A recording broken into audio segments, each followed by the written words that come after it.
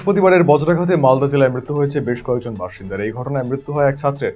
মালদার মানিকচক ব্লকের চৌকি মৃতাদপুর অঞ্চলের ঘটনা এটি। আম বাগানের শখে আম করতে গিয়েছিল সে, এরপর সেখানেই বজ্রাঘাতে মৃত্যু হয় তার। সোমবার রাতে বজ্রাঘাতে মৃত ওই ছাত্রের বাড়িতে যান মানিকচকের বিধায়ক সাবিত্রী মিত্র। পরিবারের সদস্যদের সমবেদনা জানানোর পাশাপাশি তাদের পাশে থাকার আশ্বাস দেন সাবিত্রী দেবী। এমন ঘটনায় শোকের ছায়া নেমে এসেছে এলাকায়। রবিবার রাতে ঝড় বৃষ্টি নেমে আসে রায়গঞ্জ তথা উত্তর দিনাজপুর জেলার বুকে। সোমবার দিনভর আকাশ পরিষ্কার থাকলেও মঙ্গলবার সকাল থেকে শুরু হয় বৃষ্টি।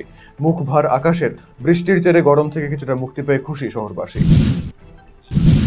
করণদিঘিতে পথ দুর্ঘটনায় গুরুতর আহত ৩ জন। মঙ্গলবার করণদিঘি কিষাণ মান্ডির সামনে বাইক এবং টোটো মুখোমুখি সংঘর্ষ হয়। ঘটনায় 2 যুবক এবং টোটো চালক গুরুতর জখম হয়েছেন। স্থানীয় সূত্রে জানা গিয়েছে, করণদিঘি থানার ধানপাড়ার বাসিন্দা সাগর সিংহ এবং জিৎ সিংহ এদিন চৌনাগড়ায় অবস্থিত দাদুর বাড়ি থেকে বাড়ি ফিরছিলেন। কিষাণ মান্ডির সামনে একটি টোটোর সাথে তাদের বাইকটির মুখোমুখি সংঘর্ষ হয়।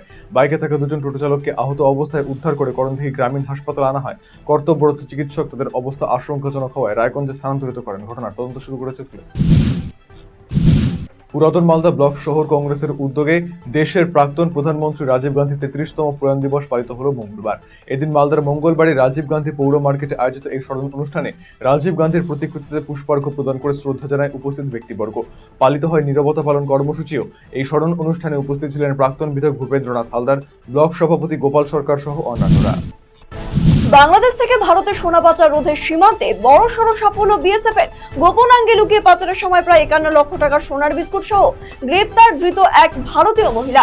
ধৃত ওই মহিলার নাম খাতেজা খাতুন, তার বাড়ি হিলির হাড়িপুকুর এলাকাতে। বিএসএফ এর তল্লাশির পর একে একে 6টি সোনার বিস্কুট উদ্ধার হয় ওই মহিলার গোপনাঙ্গ থেকে। উদ্ধার হওয়া ওই 6টি সোনার বিস্কুটের আনুমানিক বাজার মূল্য 51,21,828 টাকা বলে বিএসএফ সূত্রে জানা গেছে। সোমবার সন্ধ্যায় আইনি প্রক্রিয়া শেষ করে ওই মহিলাকে হিলি শুল্ক দপ্তরের অপরাধ দমন শাখার হাতে তুলে দেয় বিএসএফ। দুদিন যাবৎ বিদ্যুৎ না থাকায় রাস্তা অবরোধ করে বিক্ষোভে সামিল হলো গ্রামবাসীরা। সোমবার রাতে ঘটনায় উত্তেজনা ছড়িয়ে পড়ে মালদার ইংরেজবাজার থানার সাতচারি এলাকায়। অভিযোগ, ঝড় বৃষ্টির কারণে 2 দিন ধরে বিদ্যুৎ সংযোগ নেই এলাকায়। 2 দিন ধরে বিদ্যুৎ না থাকায় তীব্র গরমে বিপাকে পড়েছে এলাকাবাসীরা। স্থানীয় জনপ্রতিনিধি এবং বিদ্যুৎ দপ্তরও জানিয়েছে সমস্যার কোনো সুরাহা হয়নি। সোমবার তার জন্যই রাতে বিক্ষোভে সামিল হয় গ্রামবাসীরা। পরে যদিও মিল্কে ফাঁড়ির পুলিশ গিয়ে স্থানীয়দের সাথে কথা বলে পরিস্থিতি নিয়ন্ত্রণে আনে। কোচবিহারের গীতালদহ পঞ্চধ্বজি ভারত বাংলাদেশ সীমান্তে বিএসএফ এর বন্দুকের গুলিতে গুরুতর জখম হলো এক পাচারকারী। মঙ্গলবার বিএসএফ এর 90 নম্বর ব্যাটালিয়নের তরফে জানানো হয়, মঙ্গলবার ভোরে 20 থেকে 30 জনের ভারতীয় একটি পাচারকারী দল 30টি গরু গীতালদহ পঞ্চধ্বজি ভারত বাংলাদেশ সীমান্ত পেরিয়ে বাংলাদেশে পাচার করবার চেষ্টা করছিল। ঠিক সেই সময় কর্তব্যরত বিএসএফ জওয়ানেরা পাচারকারী দলটিকে গরু পাচারে বাধা দিলে পাল্টা পাচারকারী দলটির সদস্যরা বিএসএফ এর জওয়ানদের উপর হামলা চালায় এবং গরু পাচারের চেষ্টা করে। বিএসএফ এর জওয়ানরা রক্ষার্থে পাল্টা আঘাত হানে।